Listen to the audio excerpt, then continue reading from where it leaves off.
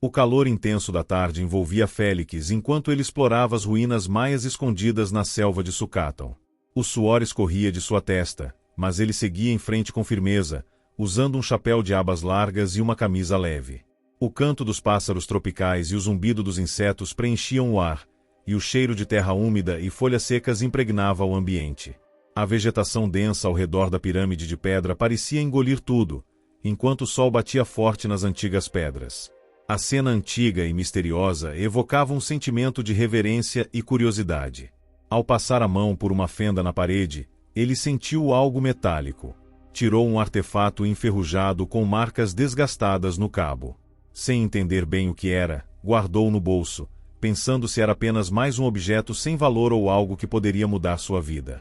Dias depois, o artefato estava sobre um balcão de madeira escura na loja de antiguidades em Amsterdã. Melissa, a proprietária, observava os especialistas reunidos em torno da vitrine, onde vários objetos semelhantes estavam expostos. Cada um parecia ter sido forjado em épocas e lugares diferentes. Alguns tinham inscrições em latim, outros em alfabetos desconhecidos, e um deles brilhava como se fosse feito de um metal impossível. Nenhuma porta comum aceitaria isso, comentou um criptógrafo, apontando para o artefato de Félix. Ele o examinou com uma lupa e notou pequenos padrões que lembravam constelações. Se essas marcas forem coordenadas, podem indicar locais específicos. Mas por quê? Enquanto o grupo discutia, Justine caminhava pela quase deserta estação central de Amsterdã no meio da madrugada. O eco de seus passos se misturava ao som arrastado de uma velha mochila de pano que encontrara no banco de trás. O tecido gasto escondia bolsos com um mapa rasgado e uma garrafa de água pela metade. Ao abrir o mapa, ela viu símbolos idênticos aos do artefato de Félix. Sem perceber, ela ia à direção oposta ao grupo, carregando fragmentos de um quebra-cabeça que ninguém ainda entendia. Na loja, Melissa ligou um projetor antigo, revelando imagens de documentos seculares. Esses artefatos foram mencionados nos diários de navegadores do século XVII, explicou ela. Dizia-se que cada um deles abria um portal da memória, mas os registros são vagos. Alguns achavam que era uma metáfora. Outros acreditavam que eram portas reais para o passado. Um criptógrafo franziu a testa. Se forem mesmo portais, onde estão as fechaduras? Félix, em silêncio, girava o artefato em suas mãos, sentindo um calor incomum no metal. Um dos especialistas, um homem grisalho chamado Rim, aproximou-se. Cuidado! Algumas coisas não devem ser abertas duas vezes. A conversa foi interrompida pelo som de uma porta batendo. Melissa correu à frente da loja e viu apenas uma sombra desaparecendo na esquina. Sobre o balcão, um dos artefatos brilhava mais intensamente, como se reagisse a algo. Rim o pegou rapidamente e o guardou no bolso interno de seu casaco. Melhor não deixar isso à mostra, murmurou ele. Félix percebeu que o artefato que havia encontrado na selva havia desaparecido. Justine ajustou a alça da mochila no ombro e seguiu os símbolos do mapa até uma ponte de ferro enferrujado sobre um canal escuro. A água refletia a luz fraca dos postes, criando padrões que lembravam os entalhes nos artefatos. Ela não sabia por que estava ali, mas algo no modo como o mapa se destacava na penumbra a atraía. Ao parar no meio da ponte, notou uma pequena placa de bronze com um número gravado, 17. O mesmo número estava no canto do mapa, cercado por círculos concêntricos. Enquanto anotava isso em um caderno, ouviu passos atrás de si. Virou-se, mas apenas uma gaivota voou baixo sobre a água, grasnando como um aviso. Na loja, Rim retirou o artefato do bolso e o colocou sob uma luz ultravioleta. A superfície brilhou, revelando veias que formavam uma espiral perfeita. Não é metal comum, disse o criptógrafo, ajustando os óculos. Parece um composto de elementos que não deveriam existir juntos. Melissa aproximou-se, segurando um livro aberto em uma página amarelada. Aqui diz que os artefatos foram forjados em fornalhas onde o tempo se dobra, explicou. Alguns acreditavam que eram oferendas a deuses esquecidos. Outros que eram ferramentas para consertar realidades quebradas. Félix, impaciente, interrompeu. E se forem apenas artefatos? Portas, fechaduras, talvez um tesouro. Rim balançou a cabeça. Nenhuma porta comum tem fechadura para isto.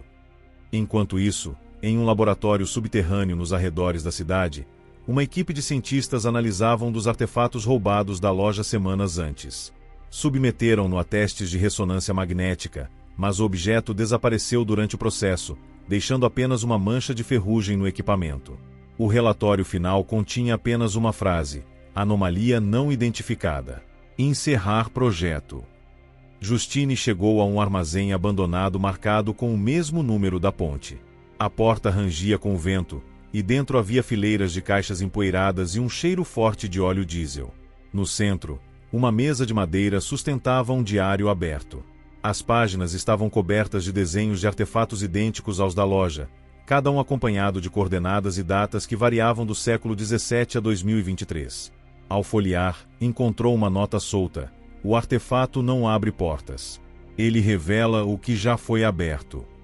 Na loja, Melissa percebeu que o artefato de Félix havia reaparecido na vitrine, mas agora estava mais opaco, como se algo tivesse sido extraído dele.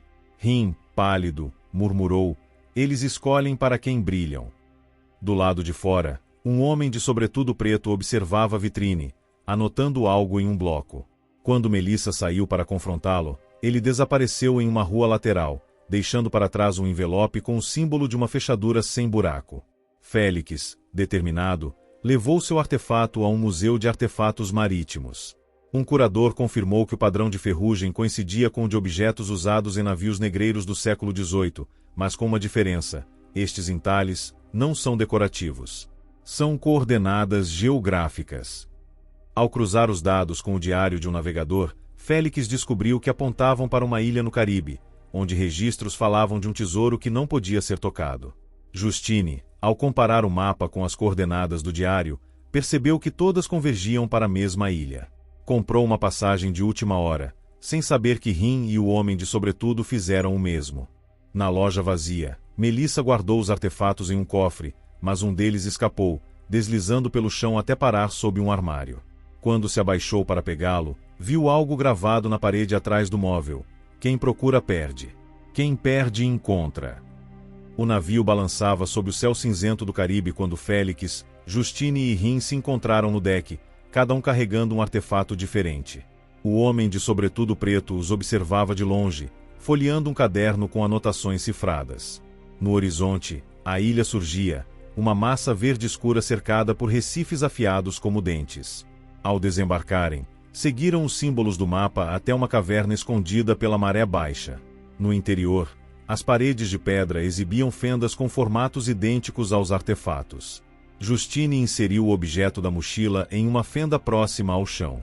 Por um instante, o ar vibrou, e projeções na parede mostraram um naufrágio do século XVII com tripulantes carregando baús idênticos aos da loja de Melissa. Félix reconheceu o padrão dos artefatos nas mãos dos marinheiros. Eles não estavam atrás de tesouros, disse. Estavam escondendo algo. Rim, com o artefato roubado, tentou outra fenda, mas a parede emitiu um som grave, como um aviso. Mais adiante, o homem de sobretudo posicionou seu artefato em uma fenda alta. A caverna inteira tremeu, e uma luz azulada revelou uma câmara submersa, onde centenas de artefatos flutuavam em um líquido viscoso. No centro, uma estrutura de metal enferrujado continha uma fechadura única, maior que as outras. Justine notou que o mapa da mochila se encaixava perfeitamente no padrão da fechadura. Se abrirmos isto... Ela hesitou. Rim interrompeu. Não sabemos o que está guardado aqui. Pode ser uma arma, um segredo ou... uma porta para algo que não podemos desfazer, completou o homem de sobretudo, revelando-se um arquivista de uma sociedade secreta que estudava os artefatos há gerações. Cada artefato contém uma memória coletiva. Abrir esta câmara libertaria todas de uma vez. O mundo não está pronto. Enquanto debatiam, a maré começou a subir, inundando a câmara. Félix, lembrando-se da frase no diário "quem procura perde", retirou o artefato da fenda. As imagens desapareceram, e os objetos na água afundaram como pedras. O arquivista suspirou aliviado. Algumas verdades são mais seguras no escuro. De volta a Amsterdã, Melissa encontrou o artefato perdido debaixo do armário. Ao tocá-lo, Viu flashes de Justine na caverna, Félix no museu e Rin queimando documentos em um quarto de hotel. Guardou-o no cofre, percebendo que os artefatos não pertenciam a lugar algum. Eram espelhos refletindo os medos e desejos de quem os segurava. Na estação de trem, a mochila de Justine desapareceu, deixando apenas o mapa rasgado. Em seu lugar, havia um artefato novo com símbolos que ela não reconheceu. Em Sucaton, um guia local mostrou a Félix uma runa nas ruínas idêntica ao padrão dos artefatos. Isso não é Maia, ele disse. É mais antigo. E assim, os artefatos continuaram a circular silenciosos e persistentes, carregando segredos que ninguém ousava nomear.